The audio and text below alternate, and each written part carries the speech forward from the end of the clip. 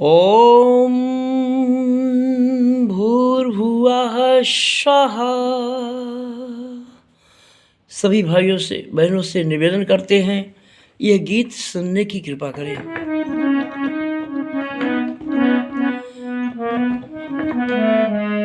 कितना प्यारा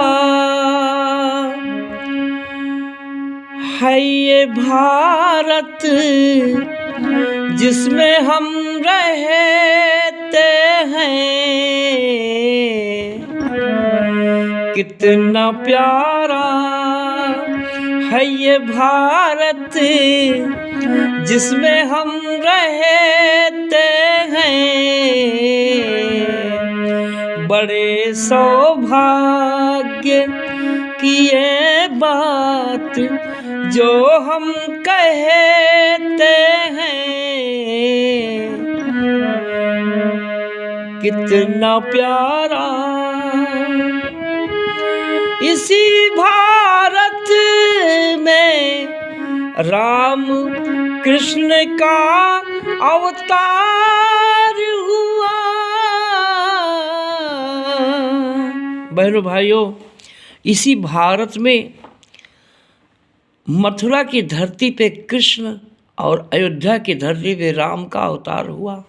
अपने माँ के गर्भ से जन्म लिए थे। बहनों भाइयों, प्रकट हुए थे, अवतार हुआ था। अवतार का मतलब है सबकी जो जीवात्मा है। बहनों भाइयों, हमारे गुरु जी ने बताया है कि जो जीवात्मा सुप्त होती है, गुरु दीक्षा लेने से, गायत्री मंत्र के ध्यान से आत्मा जागृत होती है, ईश्वर प्रकट हो जाते हैं। सबके अंदर में ईश्वर सबके अंदर मिले होते हैं।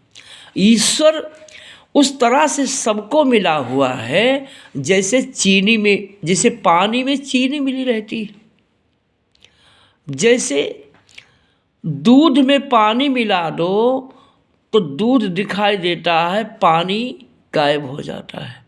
उसी तरह से बहनों भाइयों, ईश्वर हर इंसान के अंदर मिला है, लेकिन शरीर ईश्वर नहीं है, क्योंकि ईश्वर की कोई मूर्ति नहीं है। ईश्वर की मूर्ति तो सबकी शरीर है।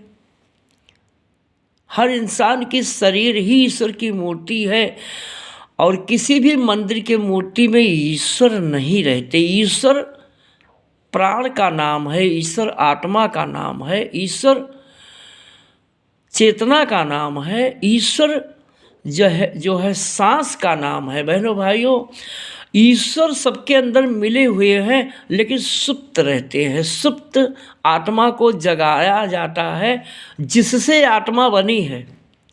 शरीर किसने बनाया? माँ गायत्री ने बनाया। जिस माँ ने शरीर बनाया, उसी माँ ने बुद्धि बनाया, विवेक बनाया, ज्ञान बनाया, मन बनाया, आत्मा बनाया। जो जीवात्मा है, ये सुप्त होती है। जीवात्मा गायत्री महामंत्र के ध्यान से जागृत होती है, क्योंकि गायत्री महामंत्र में 24 अक्षर है और सबके शरीर में 24 जड़ तत्व है, यानी 24 देवी देवता सबके शरीर में, आँख में, नाक पर, कान पर, मुख पर, शरीर में 24 देवी देवता सबके विराजमान हैं, लेकिन सभी सुप्त हैं।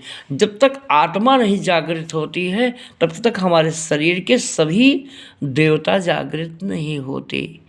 ब्रह्मा, विष्णु, महेश, ये सबके शरीर में विराजमान हैं। सबका सिर ब्रह्मांड है, भुजा विष्णु और आत्मा शिव। भूर्भुवः स्वः का मतलब यही है। बहनों भाइयों, तत्सवितुर्वरेण्यम, जब हम अपनी आत्मा में सविता को वर्ण करते हैं, विश्वास करते हैं, तो सविता पंच प्रकृति की आराधना है। सविता का ध्यान करना, सविता की आराधना करना, सविता से निवेदन करना, क्योंकि रामकृष्ण, हनुमान, सभी ने, देवताओं ने सविता की, आत्मा की आराधना किया गायत्री मंत्र के माध्यम से। रावण, कंस, भस्मासुर, गुरु के बिना उनको गायत्री मंत्र का ज्ञान नहीं था। दुर्योधन, दुशासन को गायत्री मंत्र का ज्ञान नहीं था, इसलिए वो देवताओं के द्वारा मारे गए। आज भारत में लोग राम को मानते हैं लेकिन गायत्री मंत्र को नहीं जानते। कोई नहीं बचा पाएगा। जिस राम को मानते हैं, लोग पत्थर में राम को मानते हैं, पत्थर एक तत्व का है। कागज़ में राम को मानते हैं, कागज़ एक तत्व है। सोने चांदी की मूर्ति जो राम की बनी है, कृष्ण की बनी है, हनुमान की बनी है, वो तो कागज़ की है, वो तो एक तत्व की है। वो एक तत्व का सोना है, एक तत्व का चांदी है। बहनों भाइयों, भगवान 5 तत्वों में समाहित होते हैं। भगवान चेतना का नाम है, ईश्वर प्राण का नाम है, आत्मा का नाम है। ईश्वर से राम बने थे, ईश्वर से कृष्ण बने थे, लेकिन उस मूर्ति में ईश्वर नहीं है। ईश्वर सबके हृदय में है। सबकी शरीर राम की मूर्ति है। सबकी शरीर पंच तत्वों की मूर्ति है। पंच तत्वों का मूल क्या है? आत्मा है, चेतना है, सविता है, वही राम है। इसी का ध्यान राम ने किया, गायत्री मंत्र का ध्यान कृष्ण ने किया, हनुमान जी ने किया। क्योंकि जो सविता है, जो आत्मा है, वो समस्त ब्रह्मांड में अदृश्य रूप में हर जगह विराजमान है। उसका ध्यान किया विश्वामित्र जी ने, वशिष्ठ जी ने किया, तुलसीदास जी ने किया, वाल्मीकि जी ने किया, रामायण लिख दिया। तो उसका ध्यान करने से लाखों ऋषि मुनियों ने उसी सविता का ध्यान किया है। जो अदृश्य परमात्मा है, परम ब्रह्म है, परमेश्वर है, वो अदृश्य है, जो दोनों आँखों से दिखाई देता है, ये सब मिटने वाला है। भाइयों बहनों, मंदिर, मूर्ति, प्रतिमा, ये सब जो जिसको इंसान ने बनाया है वो जड़ है, वो मिटने वाला है। जिसको भगवान ने बनाया है वो सत्य है। भगवान का मतलब होता है भा से भूमि, गा से गगन, भग, वा से वायु, आ से अग्नि, ना से नीर। भगवान का मतलब ये होता है। ओम भूर्भुवः स्वः।